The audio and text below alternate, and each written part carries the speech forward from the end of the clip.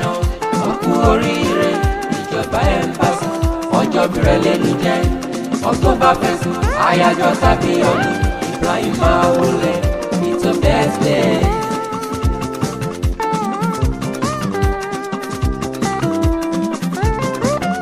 Ibrahim ìjọba ẹ̀mbásí mo kí ọ̀pọ̀ jẹ̀bi tuntun rẹ̀. Bàdá gọ́dọ̀gọ́jọ́ lónìí ó fọpẹ́ fún Olódùmarè fún ọlọ́dún tuntun. Ìlọ́mọ ọlọ́jọ́ ìbí òkú kí ọ dáadáa. Ìgbà ọdún kò máa jẹ́ ti dájú fún ọ.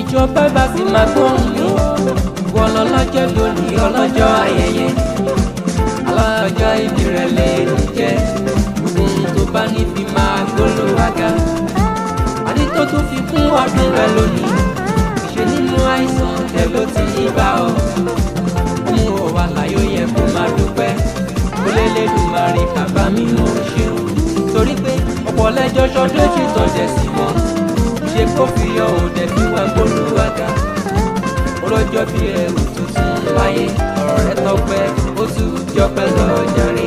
Ẹ bá mi kí congratulations ọkú oríire ìjọba ẹ̀mbásí ọjọ́ bìrẹ̀ lẹ́nu jẹ́ October 1st àyájọ́ tàbí ọdún Ibrahim Awole it's your birthday.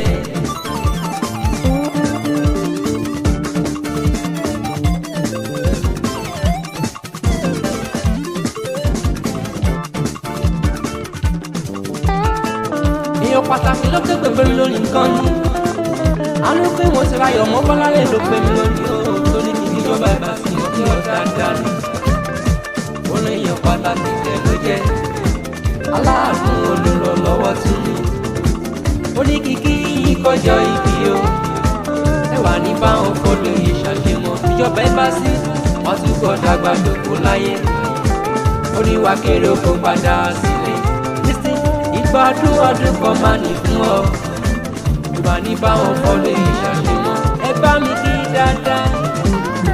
Congratulations ọkú oríire ìjọba ẹ̀mbásí ọjọ́ bìrẹ̀ lẹ́nu jẹ́ October 1st àyájọ́ tàbí ọdún Ibrahim Awole it's your birthday.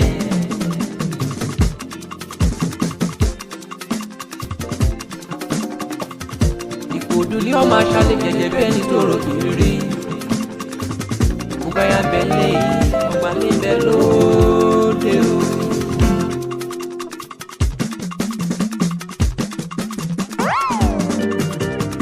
Ilé oníṣu mẹ́fà nílé méjì jíjẹ méjì títà méjì tó nǹkan lẹ́bí bọ́ ẹ lọ. Ó máa ké lúgbó kẹ́rù òbò nígbó ó máa ké lọ́dọ̀ kẹ́rù òbọ̀ lọ́dọ̀ mẹ́kún ọkọ̀ bàrà ní ìbálòpọ̀ mẹ́kún ọkọ̀ rẹ̀ mú.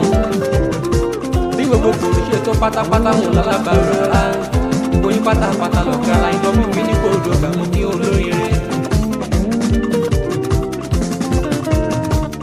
Oníyẹ ọjà rẹ̀ oníyẹ ọjà rẹ̀ ìjọba ẹ̀mbásí máa jó oníyẹ ọjà rẹ̀ lọ́wọ́ ọjọ́ ìbí rẹ̀ lè ní jẹ́ oníyẹ ọjà rẹ̀ àyájọ́ tàbí ọ̀nà ní oníyẹ ọjà rẹ̀ October 1st jẹ́ oníyẹ ọjà rẹ̀ ìgbà ọdún kan ṣọ́ọ̀bù wọn oníyẹ ọjà rẹ̀ ilé ọlọ́jọ́ ìbíye oníyẹ ọjà rẹ̀.